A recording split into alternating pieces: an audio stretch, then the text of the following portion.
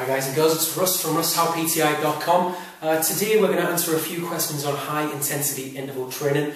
It's becoming a very popular form of cardio training, but a lot of people come to me in the gym and ask questions about this because there's not really a lot of guidance out there on the correct forms of HIIT training for specific goals, you know.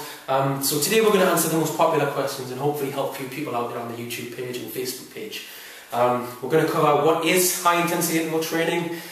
Is it more effective than regular cardio for burning fat, making you fitter, and also how to work out the type of intervals you should be doing, how long the workout should be, how long the interval should be, that sort of thing. Because there's different ways of doing this stuff for different goals, okay? First of all, what is high intensity interval training? Right? A lot of people get bored with regular cardio. You ever jump on a bike or a treadmill for an hour, gets a bit dull, right? You tend to zone out. HIIT training is the opposite of that. It involves much shorter workout. It's much more challenging, and it involves switching between moderate intensity and high intensity every few minutes or less, as we'll cover later on. That constant change is much more challenging, and it burns a hell of a lot more calories and fat in less time. The main reason for doing this video, I was working in my gym the other day and a guy came up to me and he said, "Russ, is HIIT training better for burning fat?" Because what he had done is the day before he did regular cardio and the bike told him he'd burned, I think, 401 calories in his workout, and then the day he spoke to me he said, "I've just done HIIT training but the bike says I've burned 420 calories. It's not that much different. I thought HIIT training was supposed to be much better for calorie burning because it was a lot harder workout." The benefits of HIIT training aren't the same as regular cardio, you see. When you do regular cardio, you effectively pretty much stop burning calories as soon as you get off the machine. Now with HIIT training you don't. You get the main benefits after you finish your workout, okay? It's a phenomenon known as a fitness instructor, we would call this EPOC, okay? I'll give you the jargon name and I'll give you a much easier name to remember in a minute, okay? Because I don't like going through the jargon side of things, it tends to confuse people.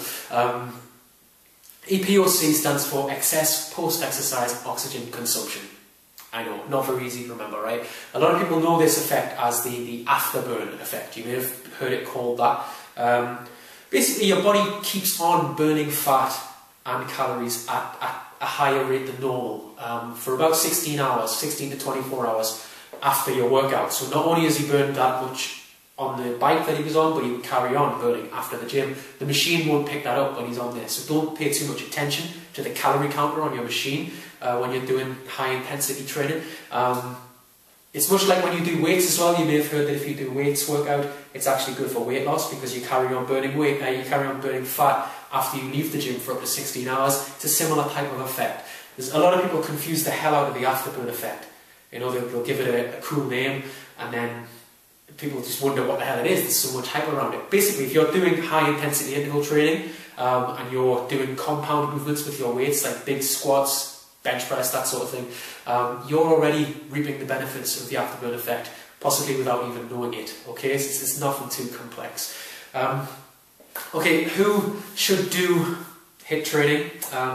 The majority of people who are just looking to lose fat more, I guess quicker, you know, quicker. It's not easier, but it's faster, more effective, as well as athletes looking to increase their performance, okay? There's 3 proven studies on HIIT training which we want to discuss today. There's tons of different interval levels you can do. Find what works for you, but I'm going to give you the 3 proven ones which have the most research to back them up, and then you can start with these, okay? The first one, if you're an athlete looking to increase performance, the one with the most research behind it is the Tabata method. We've done a video on this on our page. Watch that if you want a bit more in depth. We're going to fly through it here though, so that we can fit the other 2 in for you guys as well. The Tabata method, Professor Tabata over in Japan in the 90s did a test for a few weeks with a group of elite athletes, increased their VO2 max, which is their cardiovascular fitness, by 28%.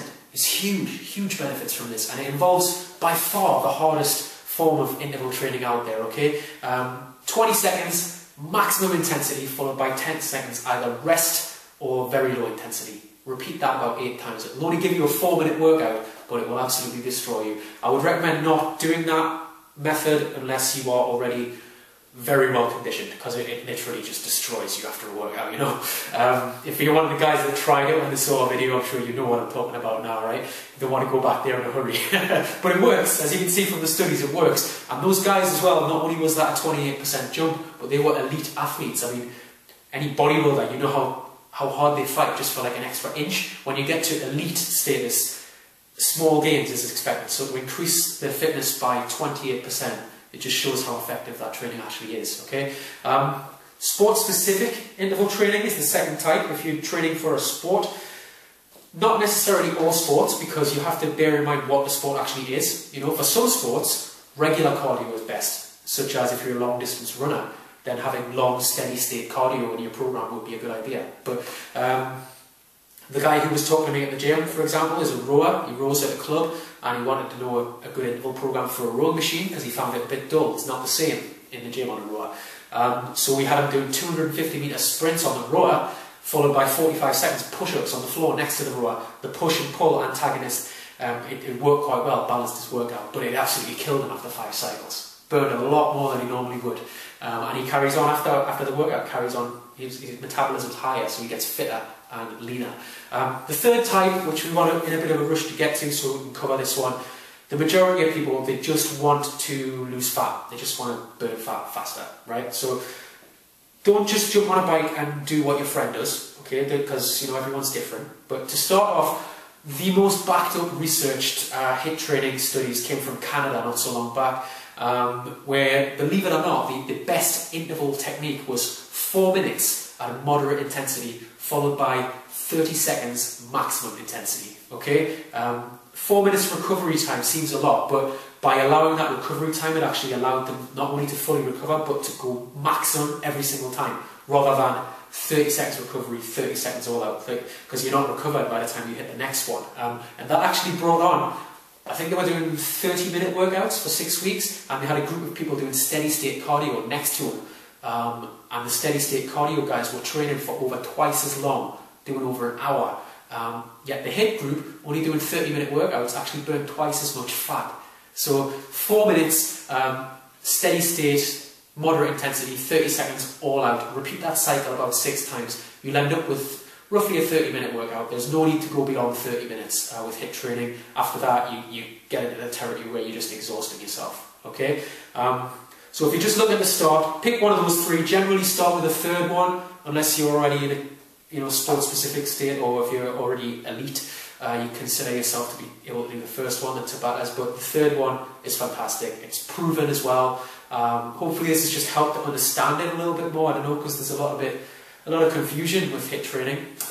Nobody really tells anyone any guidelines, that sort of thing. So if you go to our Facebook page, if you've got any more questions, by all means post them on there. You can now upload before and after pictures as well if our videos are helping you to get fit. I know we've received a lot of feedback, people want to do that, so by all means go do it, but upload a before and now picture, not after, because after implies that you're finished. Believe me, when you start getting the results that I've seen from some of you guys, you ain't finished, you're going to carry on, you know, you're just setting your goal, carry on. So feel free to do that, inspire other people and share the videos, help your friends. That's why we do this. Alright, thanks a lot guys, hope today's video helped, bye bye.